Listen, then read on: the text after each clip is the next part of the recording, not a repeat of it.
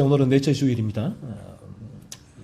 마틴 로이드 존스 목사님의 산상설교집의 한 부분, 오늘 이 본문을 강의한 부분을 해서 제가 조금 발췌해서 함께 좀 나누려고 합니다. 그 진리는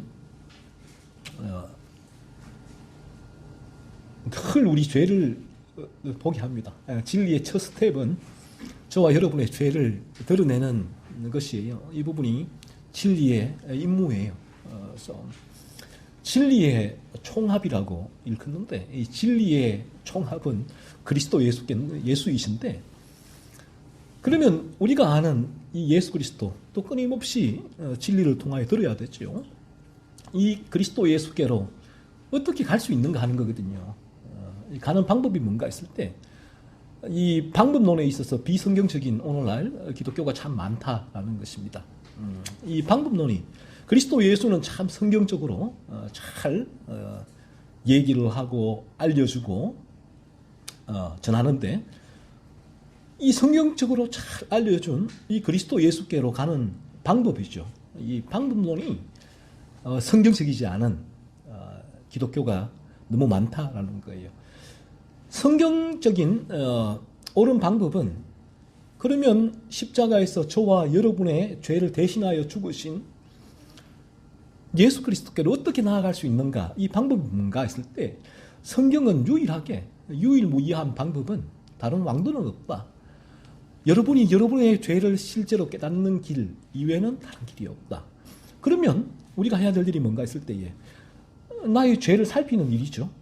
내가 얼마나 죄로 물들어 있는 존재인가를 진리를 통하여 아는 것이고, 진리는 먼저 그 일을 하는 거예요. 그래야지만 그 자신의 죄로 물들어 있다는 사실을 깨달은 인간은 그리스도 예수의 십자가의 참된 의미를 깨닫게 되고 그 예수께로 나아가게 되는 것이죠.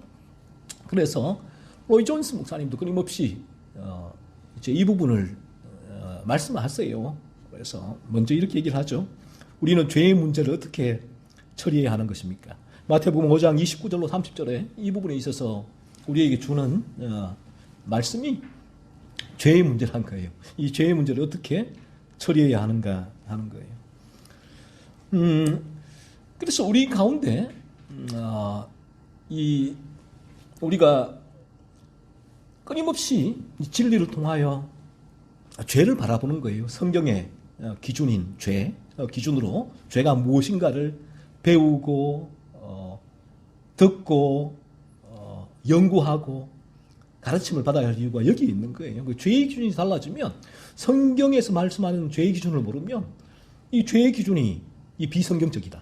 내가 자의적으로 내 마음대로 죄의 기준을 세우고 그 죄의 기준으로 나를 살피게 될 때는 바른 진리가 아니에요. 성령이 역사하지 않으니까 그 사람은 실제로 자신이 얼마나 죄로 물들어 있는가, 그 사실을 깨달을 수가 없다는 거예요. 과거에 실제로 수도운동이나 또 많은 금욕주의자들이 많았습니다. 이 죄의 기준이 이들은 외적인 행위였거든요. 외적으로 거짓말을 안 치고 사기를 안 하고 실제로 음란한 행위를 하지 않고 살인하지 않고 폭행하지 않고 또 가난한 이들을 도와주고, 이런 삶을 살면 이 죄가 없는 것이다 라고 생각하고, 그래서 수도원으로 올라가 버린 거예요. 이 세상에는 죄가 너무 많다. 그래서 외적인 죄를, 이 부분을 죄로 규정했기 때문에 내가 외적으로 범하는 죄를 짓지 않기 위해서는 여러분들은 사람을 안 만나면 돼요. 안 만나시면 돼요. 가급적이면 사람을 안 만나고 가급적이면 혼자 있으면 뭐 이런 죄가 사람 만날 때보다 훨씬 덜할 거 아니겠어요. 그래서 때로는 저도 죄의 유혹인데 이런 생각이 들기도 합니다. 이 가족들이잖아요. 가족들 가운데 끊임없이 만나잖아요. 끊임없이 교류가 있으니까 끊임없이 죄의 유혹이 일어날 수밖에 없는 무리, 공동체가 가족이란 말이에요. 짜증나고 화나고 미워지고 분노하고, 가장 사랑하면서도 참 아이러니하죠. 가장 미운 의미 많은 대상이 가족이기도 해요. 그러면 내가 여기에서 벗어난다면 나 혼자 이런 관계성 없이 저 멀리 외딴 섬에 가 있다면 훨씬 이런 죄를 덜 범하지 않을까 하는 생각을 가집니다. 그래서 이게 죄의 유혹이죠. 죄가 주는 생각이기도 해요. 그래서 이 죄는 이 환경만 벗어나면 죄를 짓지 않을 것이다 라고 우리에게 그릇된 관념을 심어주고, 그래서 과거에도 수도원으로 얼마나 많이 갔습니까? 죄 안 지으려고 수도원에 간 거예요. 그런데 참 아이러니하게도 그 수도원에서 10년, 20년 시간이 흐르면서 놀랍게도 그렇게 청빈, 청결, 겸손을 강조하면 이 세 가지 모토였거든. 수도원이. 루터도 수도사였잖아요. 수도원에서 그렇게 독신을 고수하면서 풀따기 그런 거 먹고 고기 안 먹고 풀떼기 먹고 늘 기도하고 하던 그런 사람들이 10년, 20년 지나고 보니까 그 안에 오히려 세상에 있을 때보다 더 심한 죄들이 올라오는 거예요.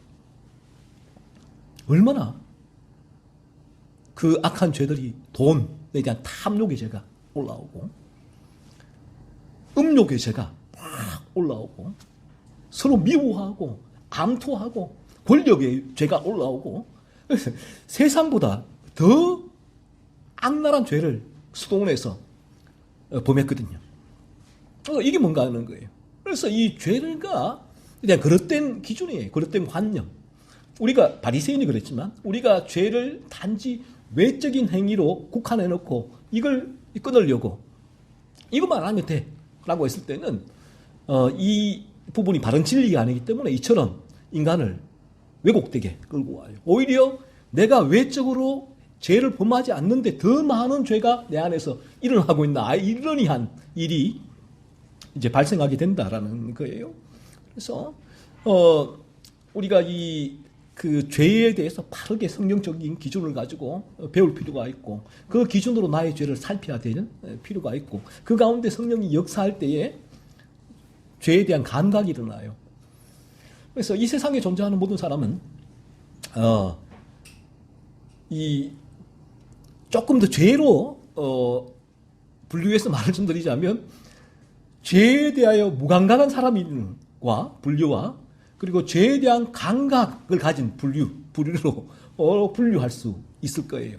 죄에 대하여 무감각한 사람들이 자연인, 성경이 말하는 자연인인데, 내가 이 죄에 대해서 감각이 없는 거예요. 감각. 그러니까 이들은 죄를 통해서 살아가는 거예요. 내 탐욕을 채워서 살아가는, 생존을 위해 죄를 먹고 마시고 즐기는 사람들이죠. 그러니까 이 사람들 중에는 무신론자도 있을 것이고, 그리고 종교인도 있을 것이고, 뭐 교회에 나와도 여전히 죄에 무감각한 이들이 많습니다. 그러니까 여러분들께서 교회에 우리가 아무리 교회에서 이제 그 중직 또 심지어 목회자일지라도 대화를 나눠보면 이 죄에 대하여 무감각한 이들이 있다는 거예요. 그럼 성경의 분류에는 이 부분이 교회에 나왔기 때문에, 직분에 있기 때문에 이 사람들은 구원자야가 아니라, 성경의 진리는, 분류는 조금 더 세분하게 들어가면 죄에 대하여 감각이 있는 자와 없는 자로 분류를 한다는 거예요. 그래서 우리가 이 진리를 들을 때 성령이 역사하면 여러분에게 틀림없이 죄에 대한 감각이 일어나게 돼 있어요. 죄에 대한 감각이. 그러면 내게 죄에 대한 감각이 일어나게 된다면, 이 죄가 어느 날 불편해지고, 이전에는 이 죄를 통하여서 내 탐욕을 채우며 살아갔는데, 예를 들면 하나의 예를, 거짓말 들어보십시다. 이전에는 막 거짓말을 아무 대수롭지 않게 하는 거예요. 왜? 이걸 하면 내가 아무런 문제 없이 내 탐욕을 채우고 생존에 유리하니까 아무것도 없어요. 부모님에게, 형제에게, 선생님에게, 친구에게 아무 거짓말 그냥 하는 거예요. 막 안 들키면 돼. 아무런 문제가 없어요. 그런데 어느 날 거짓말은 죄예요 라고 성경의 진리, 하나님은 거짓을 싫어하세요. 거짓은 죄예요. 우리 마음에서 그 죄가 일어나는 거예요 라는 이 진리를 들을 때에, 성령이 역사하게 딱 되어질 때에 죄에 대한 감각이 생기면 거짓말을 하는데 찔리는 거예요. 불편해지는 거예요. 내가 이런 거짓말, 이거 하면 안 되는데, 하나님은 죄라고 하셨는데, 이 죄에 대한 감각이란 말이에요. 이 감각이 이제 일어난 이들 중에는 이제 죄를 각성한 이들이 있죠. 죄를 각성한 분들이 있고, 그리고 이 죄에 대한 감각이 더 밀고 나가서 거듭나 영혼들이 있게 되는 것입니다. 그래서 오늘 이 로이드 존스 목사님도 어쩔 수 없이 이 말씀을 가지고 처음 우리에게 짚어주는 부분이 죄의 문제라는 죄. 진리는 너무 단순하죠.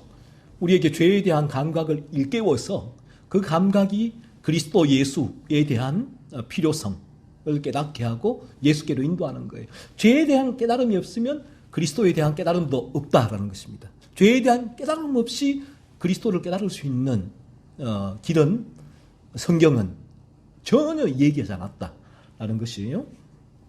로이드 존스 목사 이렇게 얘기하시죠. 거듭 상기시키니와 그것은 어떤 행위를 범하지 않는 문제에 끝나는 것이 아니라 마음속에 죄의 오염, 우리 속에 있는 이 세력, 타락의 결과로서 우리의 이 본성 속에 기생하는 이 세력들을 처리하는 문제가 됩니다. 죄는 어떤 행위의 문제가 아니라는 거예요. 내가 이런 행위들을 하고 안 하고의 문제가 아니라 성경이 말하는 죄의 본성들은 실제 세력인데 내 마음 속의 죄의 오염, 우리 속에 있는 세력이란 거, 타락의 결과로 우리의 본성 속에 기생하는 이 세력이란 것이죠. 이 원죄란 거예요. 원죄로 말미암아 우리에게 들어와서 딱 붙어 기생하는 이 세력이 실제로 우리 가운데 있는 죄의 문제인데 이 부분들을 처리하는 것이 문제란 거예요. 그러면 우리가 이 부분들을 어떻게 바라보고 처리해야겠는가 하는 것이죠. 주님은 여러 가지 요점을 말씀하셨는데 이것들 관찰하고 파악해 볼 때에 첫째 요점은 이렇게 얘기하십니다. 로이드 존스가 우리가 죄의 성격과 그 결과를 깨달아야 한다는 것입니다. 성결과 성화가 없는 주된 원인은 죄에 대한 그릇된 견해 때문이라는 것과 성화에 대한 거짓된 교훈 때문이라는 것에는 의심의 여지가 없습니다.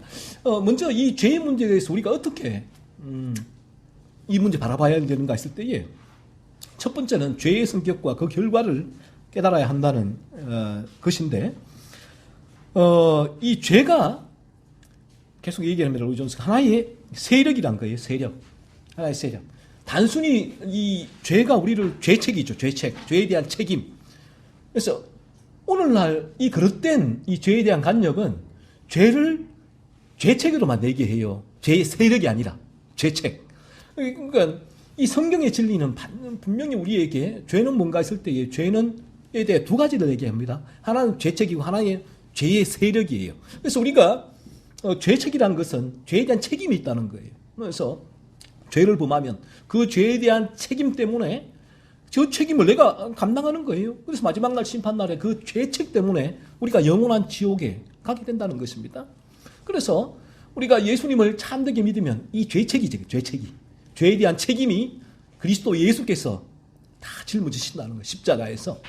그래서 하나님은 우리를 보실 때 우리에게 죄의 책임이 없다고 보시는 거예요. 그래서 이제 이 부분을 칭의라고 얘기를 하는데 오늘날 그릇된 죄에 대한 관념, 성화의 개념이 바로 이 부분인데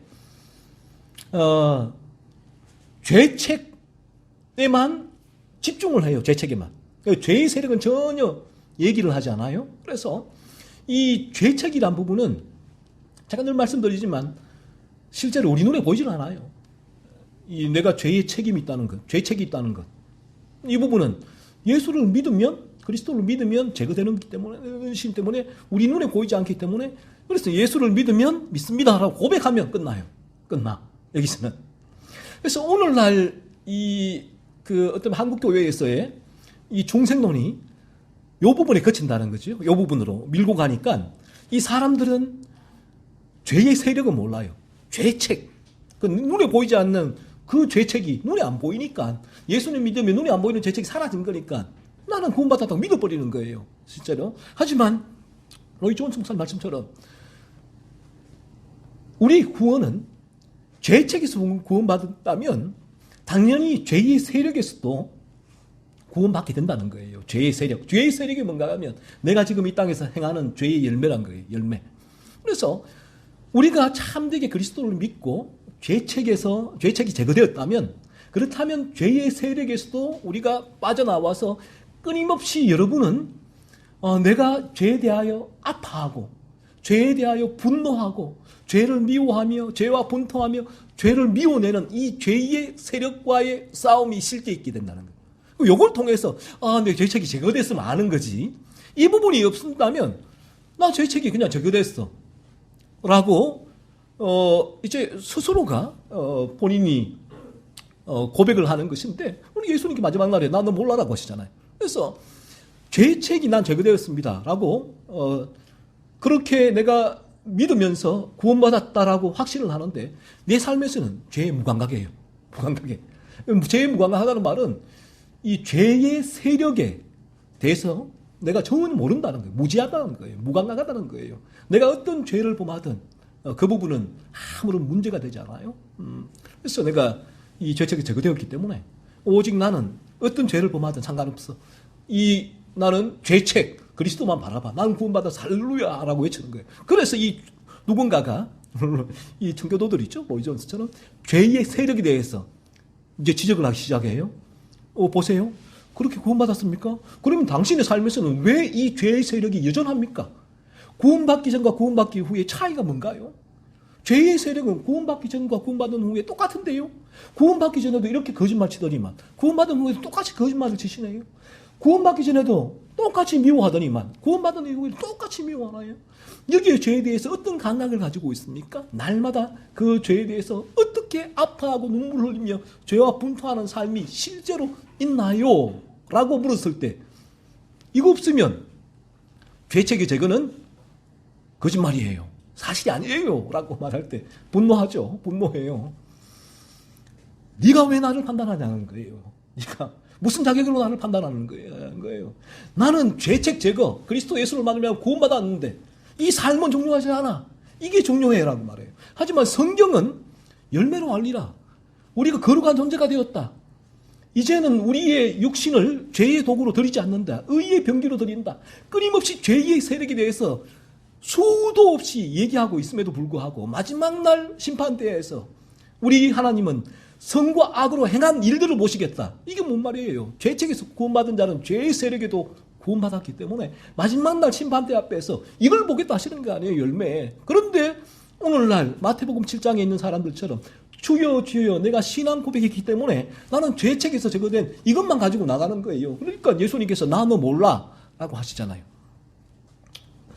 그래서 죄는 이 틀림없는 세력으로 우리 안에 존재하고 이 진리가 이 부분을 바라보게 하세요. 깨닫게 하세요. 그래서 진리가 들어가게 되어지면 내가 죄를 살펴보는 이유가 이 부분이 실제로 느껴지기 위하여 와 정말 죄는 세력이구나. 정말 악하구나. 내가 머리부터 발끝까지 내가 죄로 물들어 있구나. 죄의 도끼를 뿜어내고 있구나. 거듭난 이후에도 끊임없이 이 죄는 진드기처럼 나를 붙었어. 내 거룩의 이 양분을 빨아먹고 있구나. 로이 존스 목사님은 얘기를 하죠. 이 죄는 우리 천국 문까지 쫓아올 거라고 얘기를 하고 있습니다. 그래서 사람이 어떤 악한 일을 행하지 않는다 해도 그는 여전히 사악합니다. 이 성경이 말하는 진리거든요. 내가 악한 일을 하지 않고 심지어 선행, 세상이 말하는 선행, 또 대의, 나라를 위해서 독립운동을 하는 내 목숨을 바치는 그러한 사람이라도 그의 존재는 악하다라고 성경은 말하고 있다는 것이죠. 그래서 죽음으로 향하고 계셨습니까? 이 질문에는 오직 한 가지 대답이 있을 뿐입니다. 예수님이 죽으심은 한 가지 대답. 우리에게 복 주시려고 이 땅에 고생했다. 천국에 와.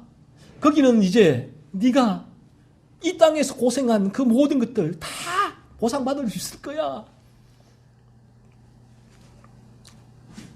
내가 이 땅에 오면 너에게 신비한 기적과 같은 은사를 주기 위해서야.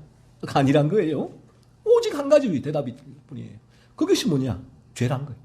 죄가 그 원인입니다라고 로이 존스 목사님 말씀하고 계십니다. 죄는 이런 식으로만 처리될 수 있는 존재예요. 다른 식으로는 처리될 수 없습니다. 오직 우리 안에 죄가 처리될 수 있는 유일한 길은 여러분이 아무리 죄를 처리하려고 애를 써도 불가능하다는 거예요. 성경의 진리는 오직 죄는 그리스도 예수의 겟세마네 언덕에서의 십자가에서의 대속의 죽으심으로만 처리될 수 있고 그 일을 위해서 주님이 오셨다는 거죠. 그래서 우리가 죄를 실제로 깨닫게 되어질 때 감각이 일어나 깨닫게 되어진다면 이 부분이 점점 깊어지면 깊어질수록 여러분은 한 가지 정말 확신을 가지게 되는데 이게 깊어지면 깊어질수록 나라는 존재가 얼마나 악한가라는 부분 하나 하고 그리고 내 안에 일어나는 이런 죄를 내가 이길 수 있는 힘이 전혀 없는 무력한 존재구나. 자신에 대한 절망이 확신하게 되죠. 그래서 그는 이 죄가 처리될 수 있는 유일한 장소인 십자가로 나가게 됐습니다. 골고다 언덕으로 겟세마네 언덕으로 나가게 되는 것이죠. 그래서 철로 역정에 그리스도인이 그 기독도가 마침내 간 곳이 어디예요? 자기의 죄의 무거운 짐을 지고 끙끙 앓으며 이전에는 이 짐이 없었을 때는 야 세상은 살만하구나. 와 재밌다. 세상은 어떻게 하면 내가 진시황제처럼 불로 쳐먹고 영원히 살까? 야 세상은 이런 곳이야 라고 그렇게 살다가 전도자를 만나고 진리를 통하여 자신의 실제 모습 내가 죄짐을 지고 있구나 깨닫는 순간 이게 너무너무 무거운 거예요. 그래서 아이고 끙끙 이거 어떻게 이제는 이걸 쥐고는 이전처럼 재미있는 놀이를 해도 재미가 없어요. 이전처럼 어떤 세상의 목표를 가지고 살아가도 재미가 없어요. 이게 목표가 살아가야 될 목표가 이제 이게 너무 무거우니까 힘드니까 그래서 이 기독도가 뭘 했습니까? 마을을 떠났잖아요. 떠나 버렸어요. 떠나니까 아내 크리스티나도 남편이야 어디 가니? 이리 와. 마을 친구들도 너 어디 가니? 이리 와. 다 손치더잖아요. 그런데 이 무거운 짐 때문에 다시 갈 수가 없어요. 이 짐을 벗지 않고는 이게 진리예요. 진리를 깨닫게 되어지면 인간은 이 길을 걷게 되는 것입니다. 성경에서도 이 가족을 미워하지 않고는 참되게 예수께로 나올 수 없다는 말이 이 의미. 그냥 미워하고 그냥 수도원으로 가고 그런 의미가 아니라 내 마음에서 정말 이 짐을 벗지 않고는 내가 이전과 같은 생활이 불가능하다는 의미예요. 그래서 이 짐을 깨닫게 되어지면 이제 그는 이 진리의 길을 누가 뭐라고 해도 오지 마라고 막아도 이 길을 갈 수밖에 없다. 왜? 이 짐이 너무 무거우니까. 그때 예수님께서 수고하고 무거운 짐진 자들아 다 내게로 와. 초청장을 그에게 주시는 거예요. 초청장을. 내가 의인을 부르러 온 것이 아니에요. 죄인을 부르러 왔노라. 그러니까 이 기독도는 그때부터는 끙끙 앓으면서 이게 이 세상을 내가 어떻게 살아가 이 짐을 지고 이 짐을 벗기 위하여 철로 역정 한로 가는 고된 여정을 시작한 거 아니에요. 그 여정의 끝이 어디 있냐? 아무리 찾아봐도 이 짐이 벗을 수가 없어요. 그 끝이 어디였나? 골고다 언덕 올라가서 그 십자가를 붙들 때에 그릇도 무거운 짐이 훌러덩 벗겨진 거 아니에요. 그러니까 이제 이게 철로 역정 1부인데 2부는 아내 크리스티나가 이 크리스티나를 이제 끌고 떠오는 거예요. 자기가 진리를 경험했으니까 이 진리를 아내에게 흘려보내는 게 2부가 되는 것이죠. 그래서 이제 그 로이 존스도 여러분과 저희 속에 있는 죄는 하나님의 아들로 하여금 겟세마네 동산에서 피와 같은 땀을 흘리게 한 존재입니다. 죄는 그분으로 하여금 온갖 고뇌와 고통에 복종하고 참게 한 존재입니다. 끝으로 죄는 그로 십자가 위에서 죽게 하였습니다. 이것이 죄입니다. 이것을 아무리 자주 상기한다 해도 부족한 감이 있습니다. 계속 묵상하라는 거예요. 묵상. 뭘 묵상하느냐? 여러분이 죄를 묵상하십시오. 계속 내 안에 있는 죄를 바라보고 내가 얼마나 죄로 물든 존재인가 이 부분을 계속 묵상하십시오. 그래서 내 안에 일어나는 죄, 야, 오늘도 내가 이런 죄의 열매를 맺고 있구나. 지난 한 주간도 저도 모르겠어요. 제가 왜 이런 존재인지. 한 주간에도 이상하게 어느 날 가만히 있는데도 안에서 화가 올라와요. 이게 내 안에. 내가 이게 뭔가? 나도 나를 모르겠어요. 이 죄를 바라보면서 내가 왜 이런 존재입니까? 라고 끊임없이 내가 외칠 수밖에 없고 주님을 바라볼 수밖에 없는데 이 죄에 대한 감각이잖아요. 여러분이 죄를 바라보십시오. 내가 얼마나 죄를 물들었는가. 그리고 또 하나, 아무리 상기에도 부족한 감이 없다라고 한 이 그리스도 예수의 십자가를 계속 바라보십시오. 주님의 십자가, 주님이 왜 십자가를 지셔야 됐는가? 내 죄 때문에. 네. 나를 이 죄에서 건지시기 위하여 주님이 십자가를 지셨구나. 이 사실을 끊임없이 묵상하라는 것입니다. 두 번째로 생각해야 될 것은 영혼과 그 운명의 중요성입니다. 영혼, 우리의 영혼과 영혼의 운명, 마지막 가야 할 그곳이죠. 제 중요성인데 오늘 본문에 이렇게 얘기하죠. 네 백체 중 하나가 없어지고 온몸이 지옥에 던져지지 않는 것이 유익하니라. 우리 이 몸 중에 하나가 뭐 팔이나 다리나 눈이나 이 부분이 없어지고 우리 온몸이 지옥에 던져지지 않는 것이 유익하다라고 주님이 말씀하셨다는 거예요. 주님께서 이것을 두 번이나 50장 29절 30절에서 반복 말씀하시거든요. 이렇게 두 번씩이나 말씀하신 것을 주목합시다. 우리의 영혼은 너무 중요하므로 여러분의 눈이 죄의 함정에 빠지는 원인이 된다면 여러분은 그것을 뽑아 제거해야 한다고 주님이 말씀하십니다. 그러니까 우리 영혼이 너무 중요하니까 우리 눈이 죄를 범할 때 주님은 뭐라고 하느냐? 우리 영혼을 위해서 죄를 범하는 그 눈을 뽑아버리라 말씀하셨거든요. 죄를 범하는 원인을 제거하란 거예요. 자, 그러면 여러분이 손이 도둑질을 했다. 어떻게 해야 돼요? 사우디 도둑질하면 손 자른다며요. 자르면 백체를 잘라야 돼. 눈이 나쁜 짓을 했다. 눈 뽑아야 돼요. 다리가 훔쳐서 도망갔다. 나쁜 짓을 했다. 누굴 찼다. 잘라야 돼. 죄의 원인이 되니까. 이 말씀을 곡해해서 이 말씀대로 실제로 문자 그대로 받아들이는 사람들이 있었어요. 눈 뽑고 손 자르고 또 심지어 스스로 고자가 된 사람도 있었고 그런 죄를 범하지 않기 위해서. 그런데 이 부분이 너무너무 위험하다는 거예요. 죄에 대한 그릇된 기준이. 그래서 죄를 단지 외적으로 내가 눈 뽑으면 죄를 안 짓겠지. 손 자르면 죄를 안 짓겠지. 남는 게 뭐 있을까요? 남는 게 없어요. 내가 제거하든지 또 내 주변에 모든 걸 제거하든지. 그래서 수도원 간 거 아니에요. 수도원에. 그런 환경 요소들을 제거하다 보니까. 그래서 손 자르고 뭐 이 백체 중 하나를 잘라내고 하는데도 여전히 중요한 것은 죄가 생기네.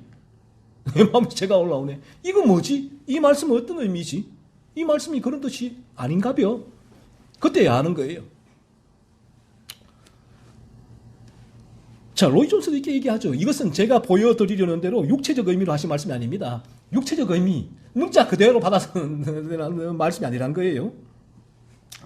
이 생과 세상에는 그것들 자체로서는 매우 좋고 옳고 유익한 것들이 많이 있습니다. 그렇잖아요. 이게 일반 은총 가운데서 그것 자체로는 유익한 것이 우리에게 많습니다.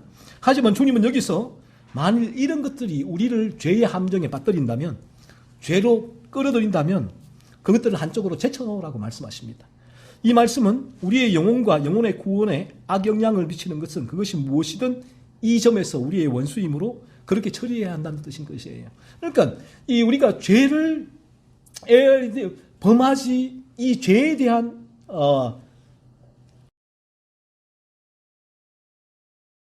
우리에게 치명적인 파괴장가를 깨달아낸 거예요. 그 부분, 죄에 대한 부분들을 깨닫고, 그래서 우리를 죄로 이끄는 것들이 있다면 그 부분에서 과감하게 그 부분들을 멀리하라. 그 부분들을. 그래서 우리에게 죄에 대하여 이 죄가 얼마나 실제로 우리에게 이러한 우리를 악으로 이끌고 죄가 파괴적인 결과를 도출하고 마지막 우리의 그 영혼을 지옥으로 이끄는 것인가? 그것을 바라보라. 거기에 대해 강조점이 있는 것이죠. 그래서 이 부분은 우리가 이 세상에 있는 것이 아무리 좋아도 이것들보다 우리의 영혼이 더 중요하다. 그 말씀을 지금 주고 계시는 거예요. 그래서 우리가 이 세상에서 해야 할 가장 중요한 것이 영혼을 위한 준비임을 깨닫지 못하십니까? 우리가 영혼에 대해 그토록 무관심하고 불가피하게 끝장날 것에 대해 그토록 관심을 가지는 것은 비극입니다. 비극이다. 비극. 그러니까 내가 이 세상의 것들에 대해서 잠시 잠깐 오면 다 끝날 것에 대해서 우리가 여기에 모든 관심, 여기에 지배를 받는 것은 비극이라는 것이죠.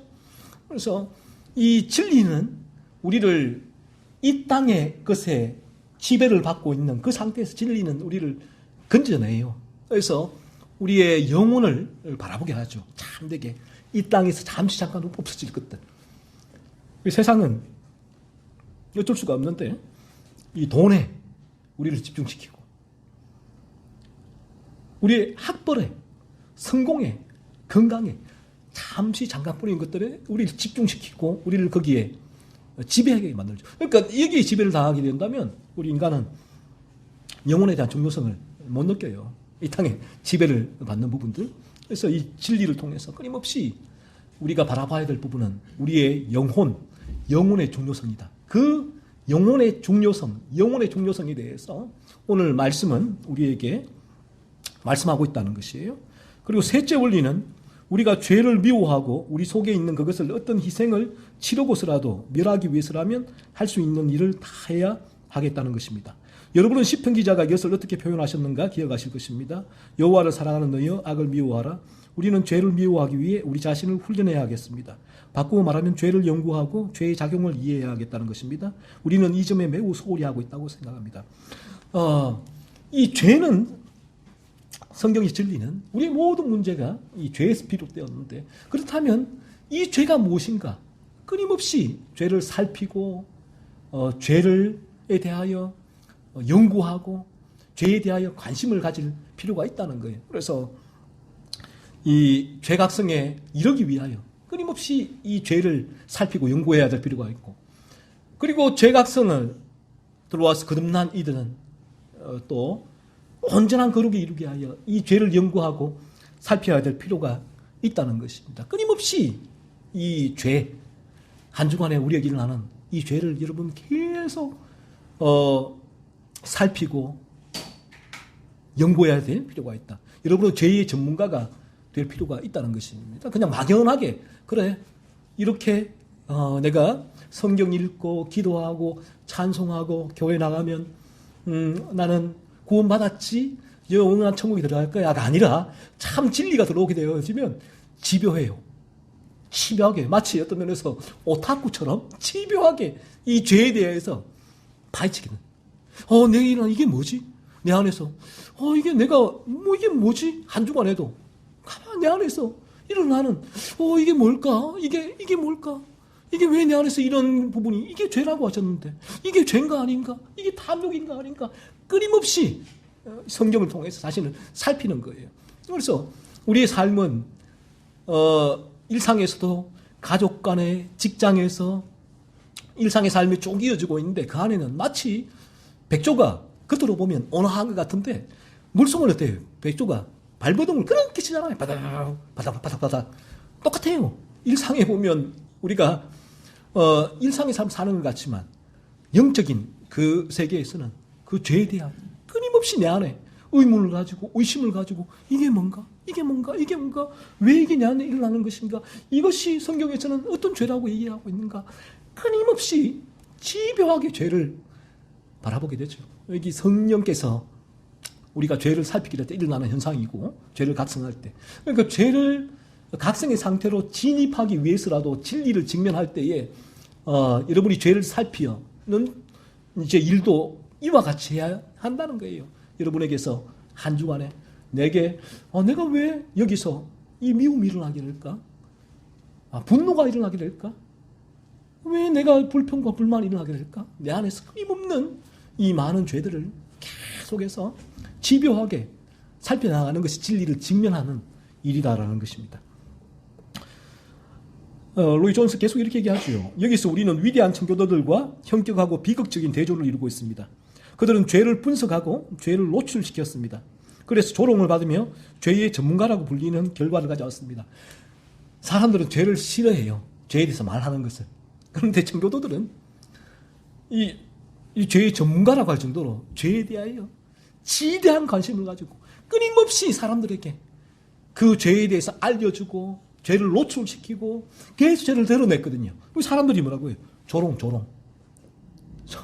아이고, 조엘 오스틴처럼 긍정의 힘, 이나 잘 설교하지. 무슨 이런 얘기를 하느냐. 한 주간 산 가운데 얼마나 내가 힘들었는데 말씀 가운데 좀 위로와 축복과 긍정의 말씀을 하지. 주일날 힘들어 왔는데 거기다가 더 내가 우울해지게 죄에 대해서 그렇게 계속 얘기를 하느냐.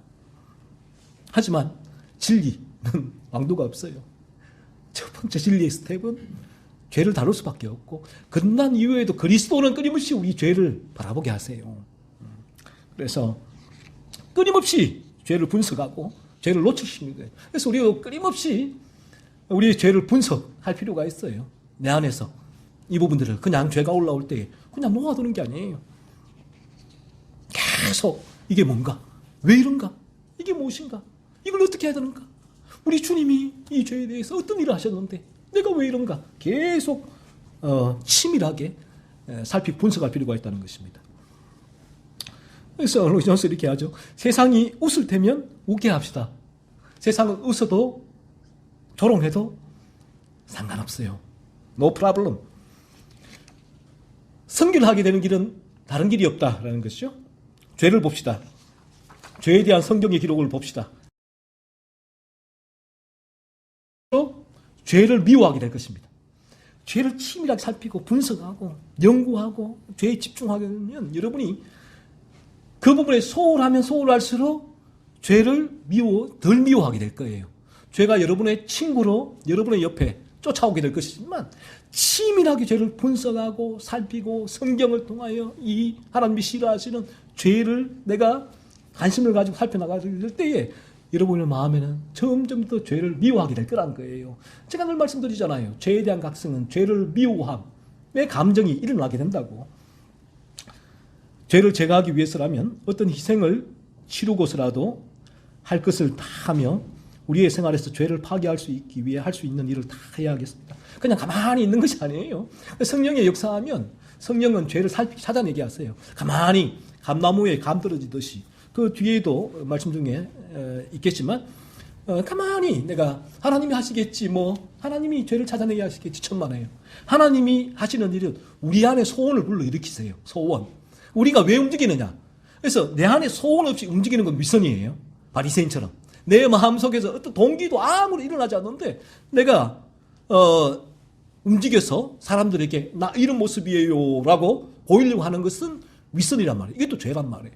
하지만 바르게 doing은 우리 마음에 이 빙에서 나와요. 하나님께서 참되게 이 진리가 역사하면 진리는 우리 마음에 소원을 주세요. 소원을. 추진력, 동력을 일으키세요. 그 추진력, 동력 때문에 제가 얘기하잖아요. 동력 때문에 내가 죄를 찾아내는 거예요.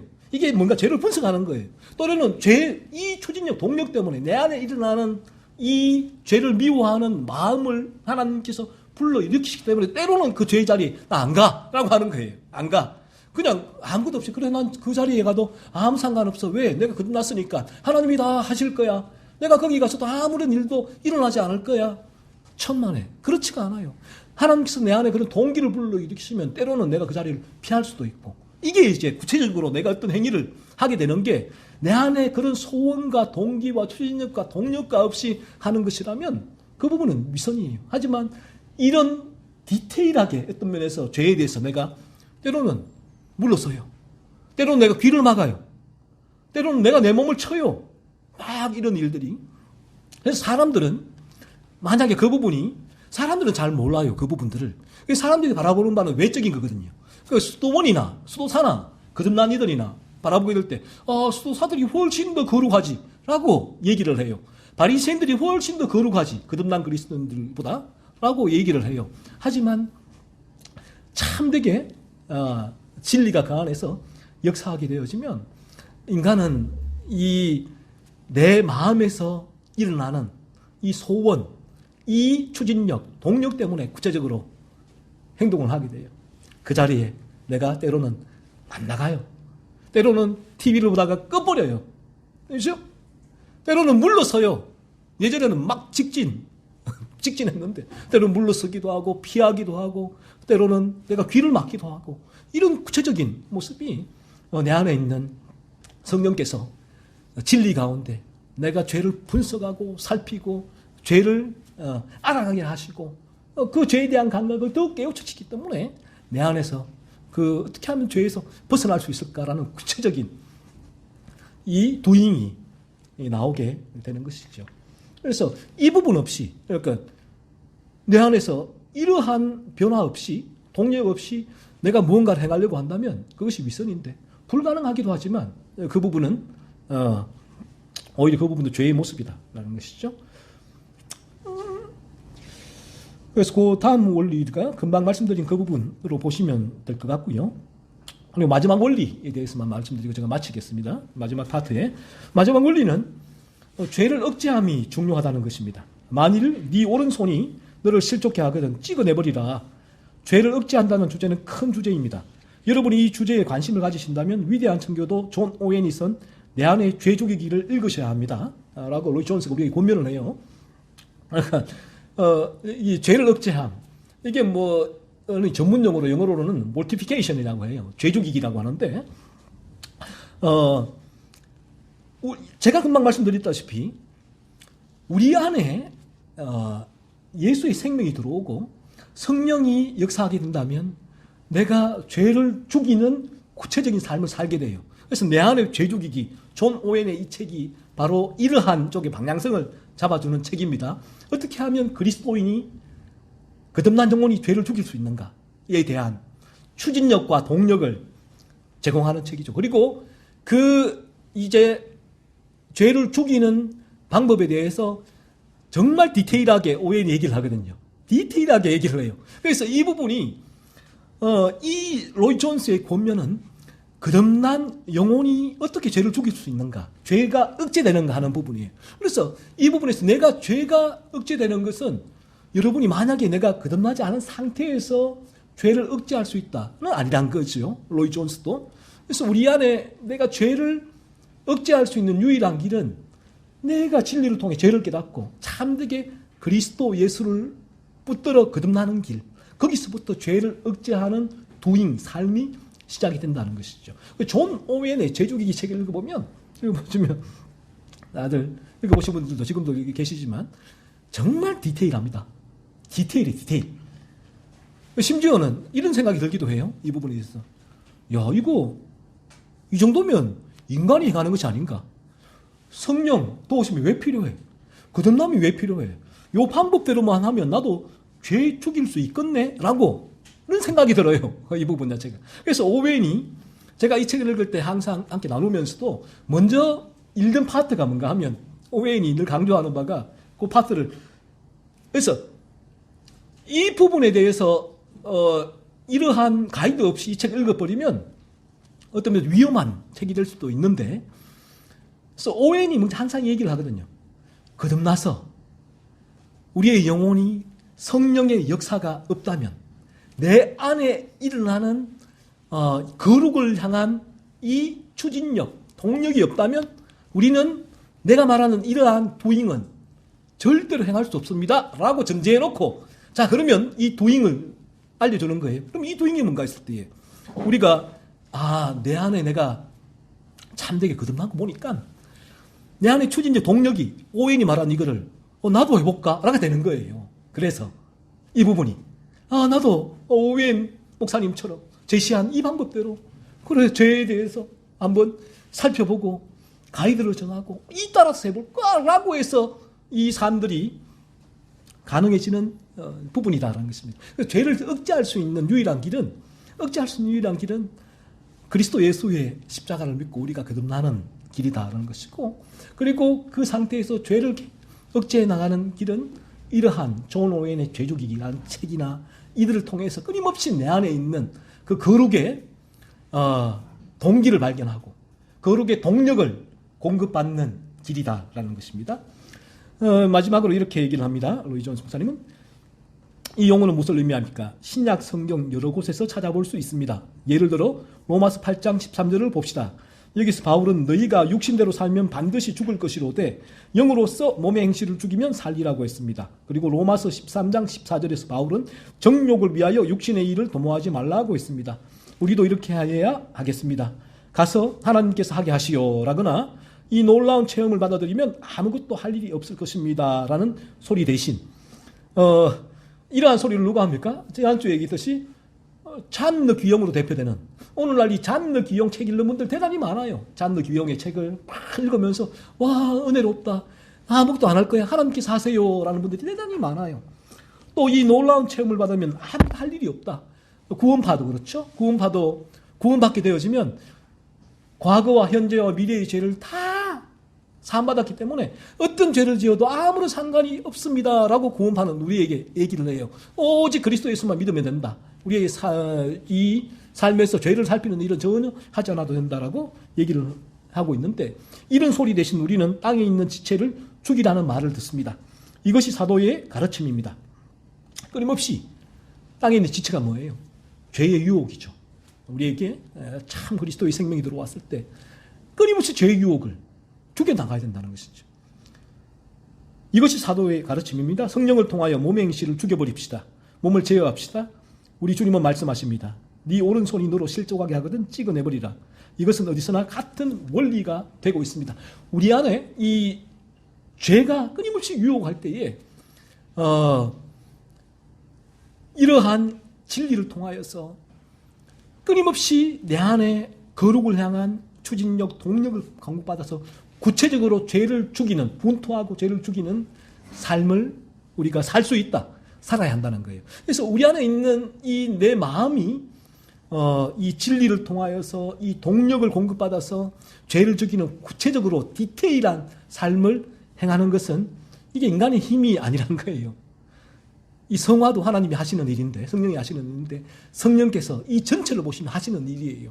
하지만 이 부분을 행하는 일은 눈으로 보면 내가 행하는 것처럼 보이니까. 하지만 내가 행하는 그 일도 우리 안에 성령이 동력을 주실 때에 내가 그냥 이 죄에 대해서 무감각하게 그냥 바라보면서 그래, 이런 죄가 있구나, 주님, 성령님, 저 죄 이런 죄를 짓게 안 해주세요 라고 넘어가는 것이 아니라 그 부분에 있어서 구체적으로 디테일하게 파헤치고 살피고 투쟁하고 분투하고 밀어내는 도잉이 따라오게 된다라는 것입니다.